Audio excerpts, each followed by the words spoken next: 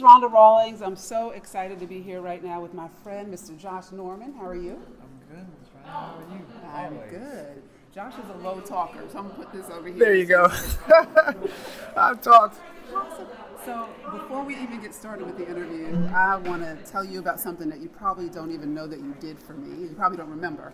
So I was, and I'm still with 107.3 Jams, but I was covering the Panthers, and I was in the locker room, and I was always used to these types of interviews, just one-on-one. It's just me. But in that situation, it's, I don't know, 20, 30 people around, and you really just have to like yell out your question. And so this was like my first time doing it, and I was really kind of timid, didn't want to step on anybody else's toes. And so after that first time was over, Josh was like, Rhonda, you just got to jump in there. So thank you for that. You've always been just such a great source of inspiration and support for me, and I definitely appreciate it. Oh, you're so welcome. So, but when I think of you, I think of, we all know that Josh is an amazing football player. You've made your mark. You continue to make your mark. But what I want people really to know most about you is that you are always thinking of the next way to give back. You're always thinking of how you can be of service. And it really reminds me of that quote, I think it was Muhammad Ali, that says, service is the price we pay for our rent here on earth. Have you heard that one? I have heard of that one. Yeah.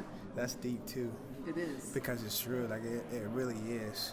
I mean, we all aren't here by mistake. And I think people view that as, okay, an end date is going to come. That is true. On two things are certain. That is death and taxes. Yes. You heard that saying. Right. But when you leave this earth, what do you want to be left and remembered by? What do you want to put on your tombstone? What do you want that dash in between? Literally, from birth to end date. And for me, I don't know what that is yet. I don't know what that end date is, but I do know what I wanted to live on my tombstone, and that is the service of others, people. I've done so many things in my life, and yet to even accomplish much more. And it's brighter as the day go by, but I'm first a servant to the people, and whatever that, and however I can lead into that, that is where I will be. I love it. So right now we are standing in the STARS 24 Teen Center, and this is something that has been a long time coming. You spoke to me about this years ago. It was your dream, it was your goal, and we're actually standing on the grounds right now. And it is it's a Boys and Girls Club, so it's the only Boys and Girls Club in Greenwood. So do you want to talk a little bit about that feeling right now, about what it feels like from sort of the planning stage to here you are, ribbon cutting? Man, it was a long time getting here. This was some 10 years in the making, and having that mindset of we must do something for this community to now come into putting it into fruition of actually putting action behind our words and just doing. Yes. I think the process is not in all the stuff beforehand or the thoughts. It's in the doing and the deeds that you put out and put forward. And in 18, when we said we needed something, we just went out and it came. We asked, Elohim, we asked Christ, we asked Father to give us this, these people that can help us in this space. And He did.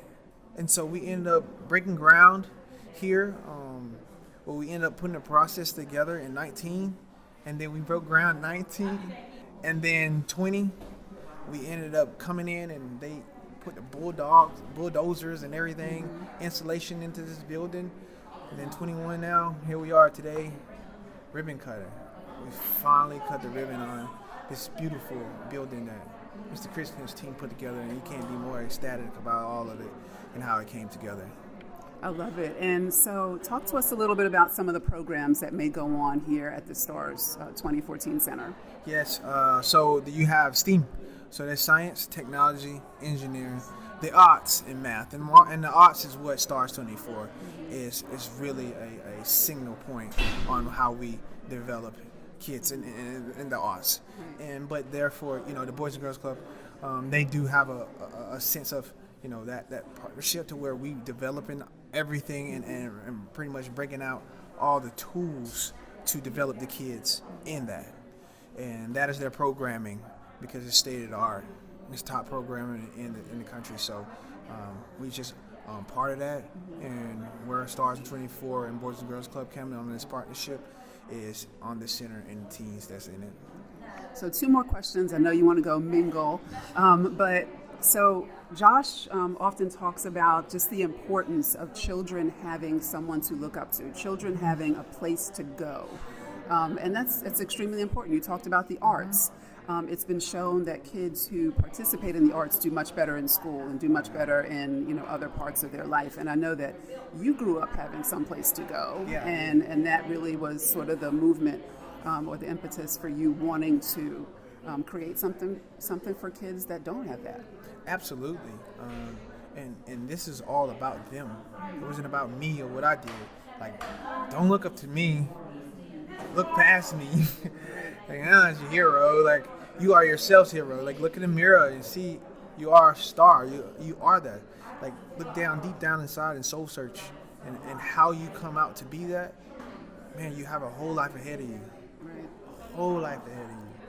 Many would wish to be in your shoes. Just take that opportunity and run with it. This is here for you, and you have that opportunity more so than anybody else before you. And so now, take that mantle and run with it, because it's yours. You can do greater things than what we all can strive to, because this place has some great people in it. And so for them to have this chance of an opportunity, and you can ask more for a time than we are in now. I love it. Well, I so appreciate everything you do. I tell you that all the time. Yes, you probably get sick of me. Not at all. But that's why you always be my favorite. Oh, you're gonna make me cry on TV or video. But so this last question, I'm surprising you with this. It's gonna be this or that. Okay, just choose this or that. So PlayStation or Xbox? PlayStation.